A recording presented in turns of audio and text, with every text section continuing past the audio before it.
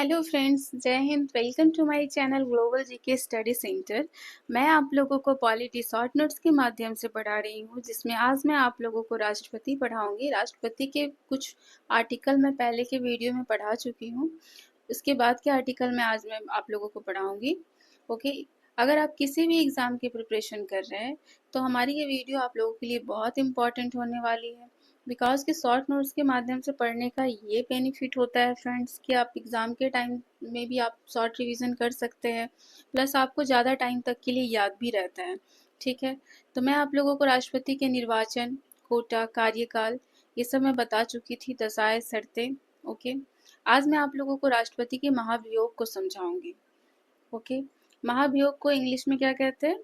Impeachment कहते हैं। Impeachment, महाभियोग होता क्या है? पद से हटाना ही क्या कहलाता है? महाभियोग कहलाता है। अगर हम लोग राष्ट्रपति को क्या करते हैं? पद से हटाते हैं, तो उसी को क्या कहते हैं? महाभियोग कहते हैं। ये लिया गया है यूएसए से। ओके, ये कहाँ से लिया गया है? ये यूएसए से लिया गया है। महाभियोग में कौन कौन शामिल होंगे? तो विधानमंडल का कोई भी सदस्य शामिल नहीं होगा। ओके, विधानमंडल का कोई भी सदस्य शामिल नहीं होगा। केवल कौन वोट करेंगे? कौन शामिल होंगे इसमें? सांसद के दोनों सदन के निर्वाचित तथा मनोनीत सदस्य दोनों।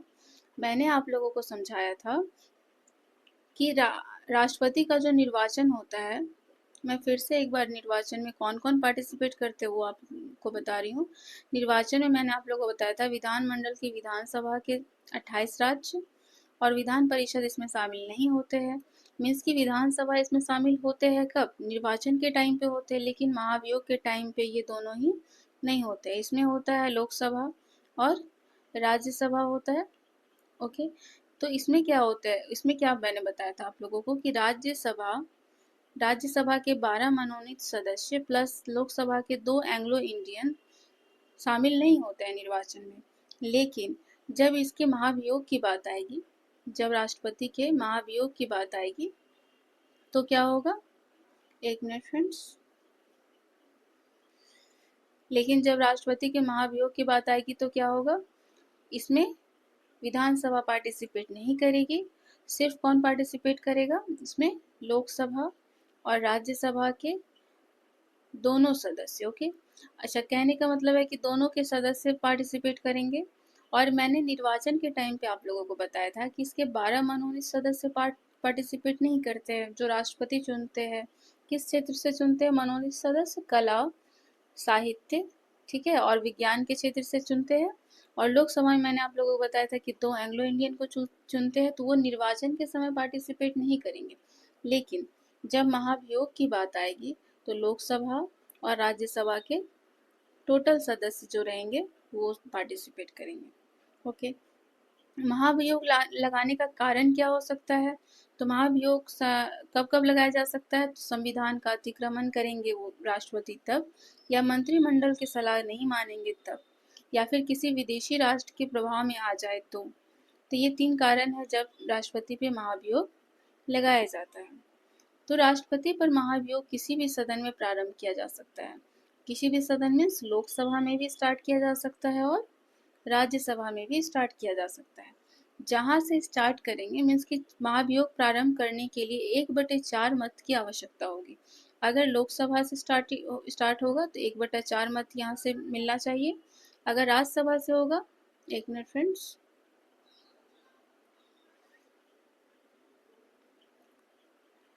अगर राज्यसभा से होगा तो वहां से भी कितने वोट मिलने चाहिए? वहां से भी 1/4 मिलने चाहिए। अगर लोकसभा से कोई प्रारंभ मतलब महाभियोग प्रारंभ होता है तो वो कहाँ जाएगा? लोकसभा से प्रारंभ होके राज्यसभा में जाएगा और 2/3 मत यहाँ पे मिलना चाहिए। इसको कितने वोट मिलने चाहिए?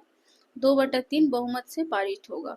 दूसरे सदन में भेजने के पहले अगर ये लोकसभा में प्रारंभ हुआ, महाभियोग कहाँ से स्टार्ट हुआ, मान के चला जाए कि लोकसभा से प्रारंभ हुआ, तो 14 डेज पहले, यानी कि यहाँ भेजने से पहले, दूसरे सदन में भेजने से पहले 14 डेज पहले राष्ट्रपति को इन्फॉर्म किया जाएगा। ठीक है, अगर 14 डेज के अंदर अंदर, ठीक है, राष्ट्रपति दूसरे सदन में जाकर अपनी बात रखने में अगर सफल हो जाते हैं, अगर राष्ट्रपति दूसरे सदन में जाकर अपनी बात रखने में यानी कि खुद को इनोसेंट प्रूव कर लेते हैं, तो क्या होगा? महाभियोग क्या हो जाएगा? रद्द हो जाएगा। लेकिन अगर दूसरे सदन में भी 2/3 बहुमत से महाभियोग को पारित कर दिया जाएगा तो राष्ट्रपति के पद से हटा दिया जाएगा उन्हें। और 6 महीने के भीतर क्या होगा, राष्ट्रपति का चुनाव हो जाएगा। हमारे भारत देश का सौभाग्य है कि अब तक किसी भी राष्ट्रपति पर महाभियोग नहीं लाया गया है। ओके फ्रेंड्स, तो देखिए आप लोगों ने देखा कि महाभियोग किस तरह से लगाया जा सकता है। ठीक है, इसके पहले मैंने आप लोगों को बताया था, ये देखिए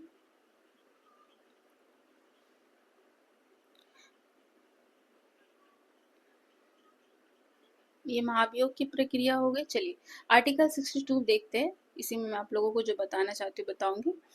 देखिए आर्टिकल नंबर 62 में है राष्ट्रपति के पद का रिक्त होना। ठीक है, राष्ट्रपति का पद कब कब रिक्त हो सकता है, तो कार्यकाल की समाप्ति होने पर रिक्त हो सकता है, महाभियोग लगाने पर रिक्त हो सकता है, त्याग पत्र अगर दे दे वो इच्छा अनुसार तो भी रिक्त हो सकता है, अगर उनकी मृत्यु हो जाए तो भी रिक्त हो सकता है, निर्वाचन अवैध हो तब भी रिक्त हो सकता है।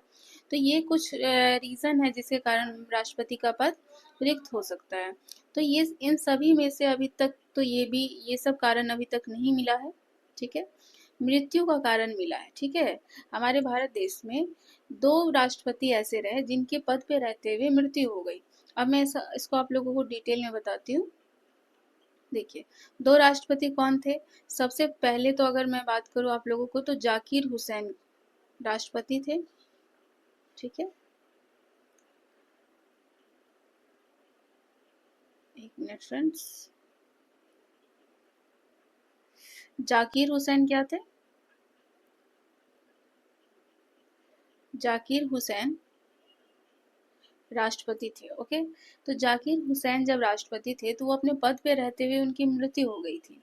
तो इनके जगह पे उपराष्ट्रपति, आप लोगों को पता होगा, नहीं पता तो मैं बता दूं कि अगर किसी भी कारणवश राष्ट्रपति का पद रिक्त हो जाता है तो उनके जगह पे उपराष्ट्रपति उनका कार्य संभालने के लिए आते हैं। तो इनके टाइम पे वीवी गिरी, यहाँ के भारत के वीवी गिरी, ओके, वीवी गिरी उपराष्ट्रपति थे। इन्होंने क्या किया, राष्ट्रपति का पद संभाला। लेकिन इनके टाइम पे एक और बात हो गई थी कि इन्होंने क्या किया, उपराष्ट्रपति के पद से रिजाइन किया और ये क्या हो गए, राष्ट्रपति के पद के चयन के लिए निर्वाचन में इन्होंने भाग ले लिया। राष्ट्रपति बनने के लिए इन्होंने क्या किया, ये राष्ट्रपति तो टेम्पररी बने ही थे लेकिन इनको परमानेंट बनने की इच्छा हुई, तो इन्होंने क्या किया, उपराष्ट्रपति के पद को रिजाइन करके राष्ट्रपति के निर्वाचन में इन्होंने भाग लिया। ओके, तो तब क्या हुआ कि ये उपराष्ट्रपति यानी कि राष्ट्रपति का पद यहाँ से क्या हो गया था, खाली हो गया था। इनके जगह पे फिर कौन आए, मोहम्मद हिदायतुल्लाह, मोहम्मद हिदायतुल्लाह। ठीक है, ठीक है, मोहम्मद हिदायतुल्लाह ये कौन थे, ये सुप्रीम कोर्ट के मुख्य न्यायाधीश थे, ये सुप्रीम कोर्ट के मुख्य न्यायाधीश थे। ओके, मुख्य न्यायाधीश थे। तो हमारे भारत में ये एक ऐसे व्यक्ति रहे जो 3 बड़े बड़े पद पे ये रहे, मोहम्मद हिदायतुल्लाह। इन्होंने शिक्षा के क्षेत्र में भी अच्छा काम किया था। ओके, तो देखिए मोहम्मद हिदायतुल्लाह, उसके बाद मोहम्मद हिदायतुल्लाह ने क्या किया, जब इनका ये राष्ट्रपति का कार्यभार समाप्त हो गया तो इन्होंने उपराष्ट्रपति के पद के लिए भी अप्लाई किया था। मीन्स के उपराष्ट्रपति के पद के लिए निर्वाचन में भाग लिए और ये जीत गए। तो मोहम्मद हिदायतुल्लाह राष्ट्रपति, पहले तो वो सीजीआई थे, मीन्स के मुख्य न्यायाधीश थे। ठीक है, और उसके बाद वो राष्ट्रपति भी बने, उसके बाद वो उपराष्ट्रपति भी बने। तो 3 बड़े पद पे ये कार्यरत रहे। ओके, ठीक है, चलिए आगे बढ़ते हैं हम लोग। अच्छा, इसमें एक और राष्ट्रपति थे जिनकी मृत्यु हुई थी, फखरुद्दीन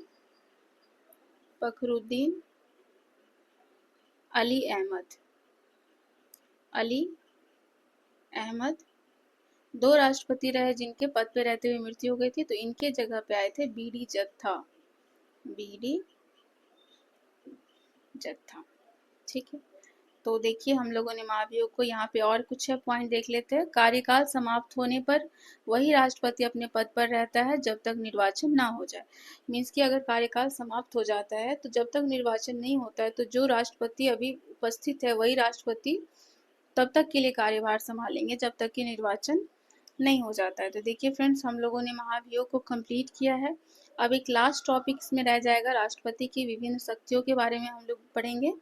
तो आज मैंने आप लोगों को महाभियोग को बहुत अच्छे से डिटेल में सॉर्ट करके समझाया है। आई होप आप लोगों को बहुत अच्छे से समझ में आया होगा। अगर आप किसी भी एग्ज़ाम के प्रिपरेशन कर रहे हैं तो ये बहुत ही इंपॉर्टेंट सीरीज़ है गाइस, आप लोग इसे ज़रूर फॉलो करें, पूरा वॉच करें फ्रेंड्स। ओके, अगर आप लोगों को मेरी ये वीडियो पसंद आ रही है तो मेरे चैनल को सब्सक्राइब करें, लाइक करें, शेयर करें और कमेंट भी करें। Thanks for watching.